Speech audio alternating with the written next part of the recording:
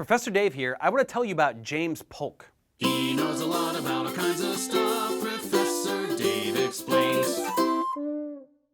James Knox Polk, a Jacksonian Democrat, is considered the only strong president during the quarter of a century preceding the Civil War, and not just for his hairstyle, which has been described as the first mullet.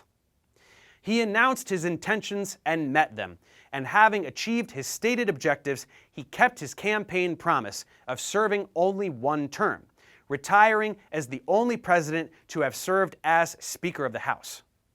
Polk was elected to Congress at the age of 29, and in his first speech, he urged the abolition of the Electoral College.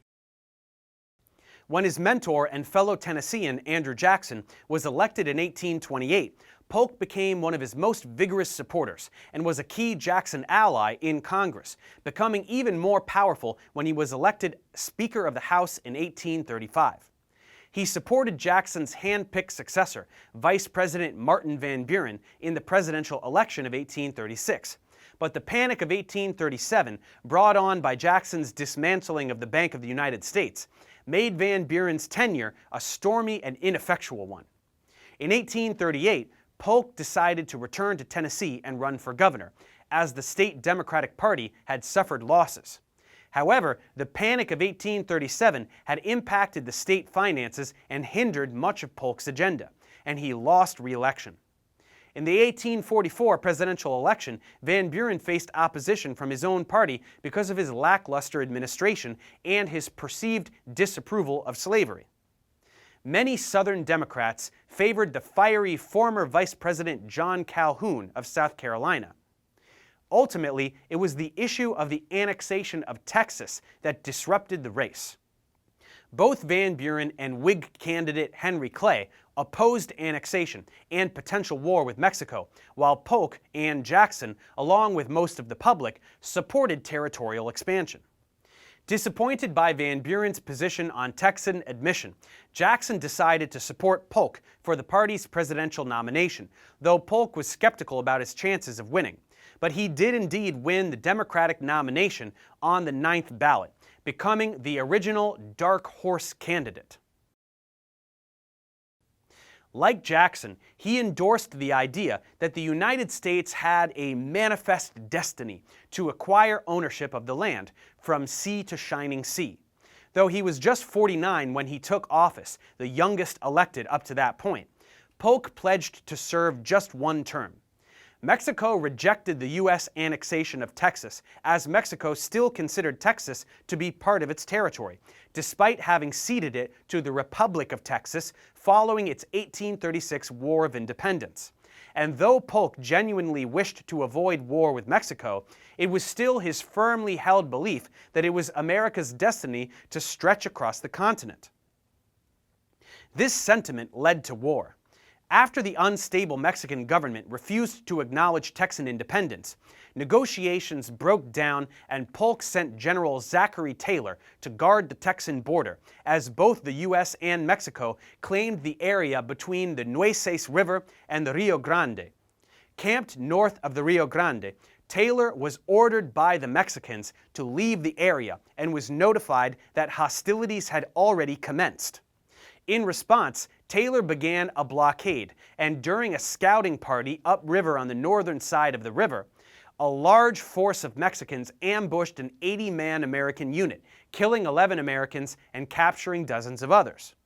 Polk then asked Congress for a declaration of war, and Taylor and General Winfield Scott led the nation to an overwhelming and swift victory, eventually occupying Mexico City, which inspired the opening lines of the Marine hymn, "From the Halls of Montezuma."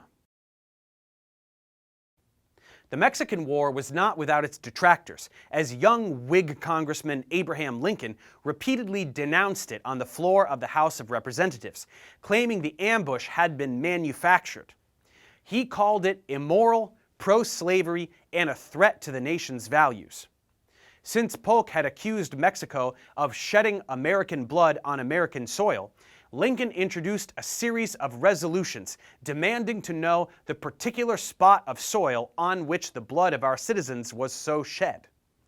Writer Henry David Thoreau found the war an unconscionable act of imperialism, and he went to jail rather than pay his taxes to support it. Yet the war was immensely popular, and by the end of Polk's presidency, the borders of Texas had been more or less settled. Mexico also ceded New Mexico and California in return for $15 million. The war would always remain controversial, even among those that participated in it.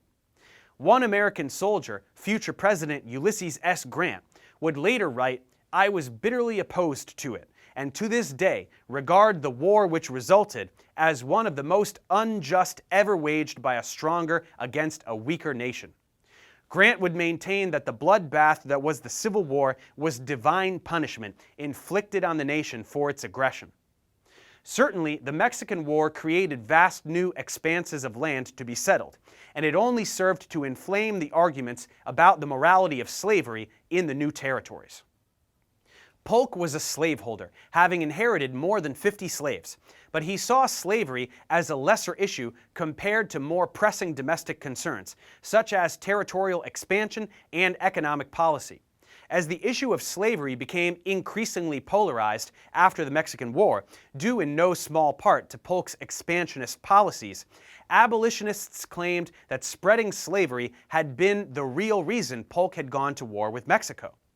A provision called the Wilmot Proviso, aimed at banning slavery in any territory acquired from Mexico, passed in the House, though not in the Senate. Polk argued instead for extending the Missouri Compromise line west to the Pacific Ocean. That would have allowed slavery below the 3630 line west of Missouri and prohibit slavery above. Polk opposed the banning of slavery in the new territories, but he also condemned Southern agitation on the issue, and he accused both Northern and Southern leaders of attempting to use the slavery issue for political gain.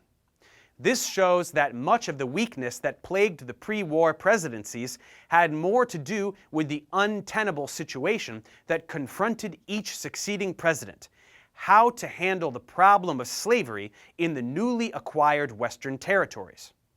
Even the most decisive of presidents, like Polk, could not find an adequate solution to a problem the founders themselves were unable to resolve. Polk also threatened war with Great Britain over ownership of the Pacific Northwest, demanding the upper territorial boundary be 54, which led to the popular rallying cry, "54-40 or fight." But eventually, Polk compromised on a boundary of 49, reaching a settlement in which the British sold the area that became the Oregon Territory. Polk built an independent treasury system that lasted until 1913. He also oversaw the opening of the U.S. Naval Academy, the Smithsonian Institution, the groundbreaking for the Washington Monument, and the issuance of the first United States postage stamp. The California gold rush began during his presidency, and he was instrumental in pushing for the state's admittance to the Union. A notorious workaholic, Polk was plagued with diarrhea for much of his presidency, which may have been related to the cholera that eventually killed him. It was widely felt that Polk had undermined his health by his obsessive workload. True to his campaign pledge, he only served one term as president, leaving office and returning to Tennessee. He died just 3 months later. Scholars have ranked him highly for his ability to promote and achieve all of the major items on his agenda. Or, as Harry Truman said of him, a great president, said what he intended to do and did it.